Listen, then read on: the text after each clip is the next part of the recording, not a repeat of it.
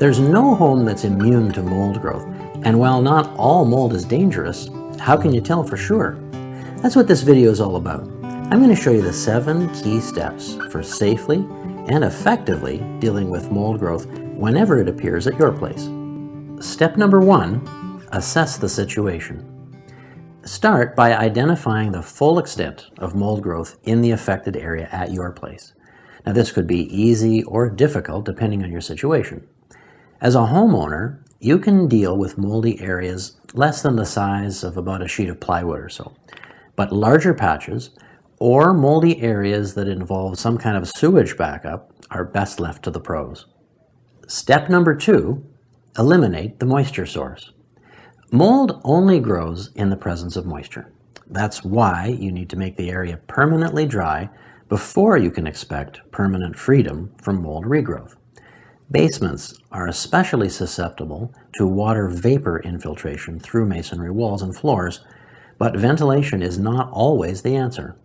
Only ventilate basements when outdoor air is cooler than the air inside your basement. Basement ventilation during hot, humid weather only actually encourages mold growth. Step number 3, make removal decisions. Some moldy surfaces are ideal for treatment and restoration, but it's usually easier to remove and replace large areas of moldy drywall, ceiling tiles, carpet, and other non-structural materials. Wear a HEPA-rated respirator while you work to protect yourself from airborne mold spores. And here's a simple tip.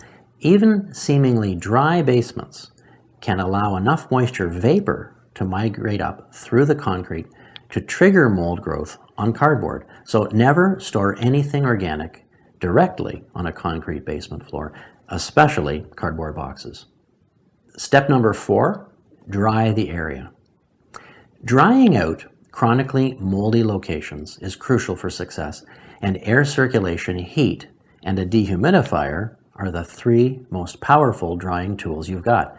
You'll get best results if you monitor the relative humidity of the space with a hygrometer, allowing more or less outside ventilation to speed drying depending on the outdoor temperature and humidity conditions.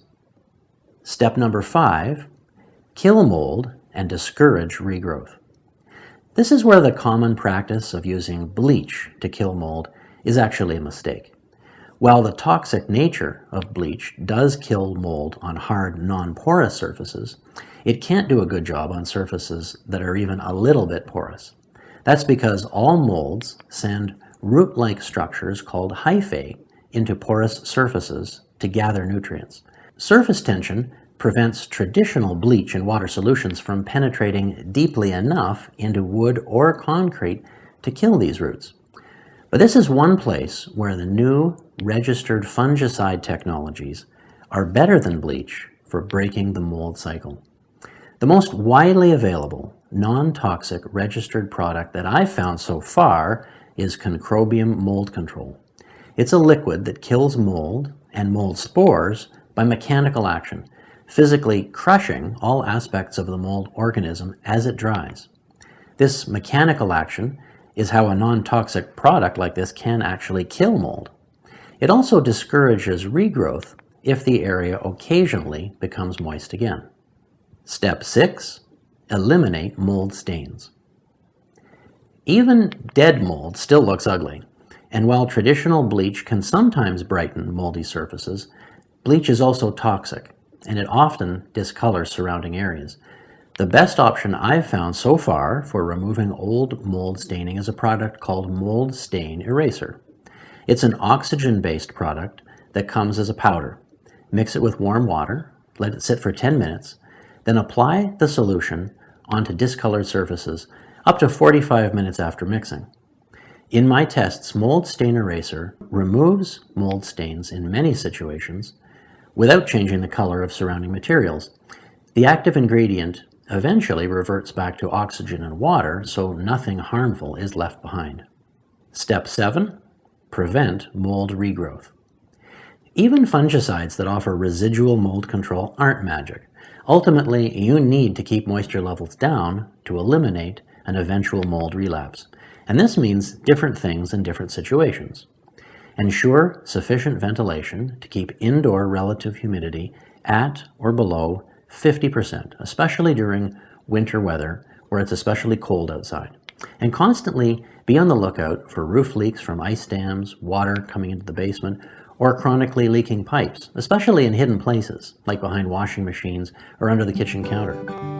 Killing and eliminating indoor mold isn't complicated, and you don't have to expose you and your family to harmful chemicals if you do the work right.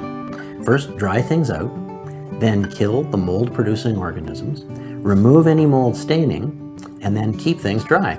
And that's all there is to it.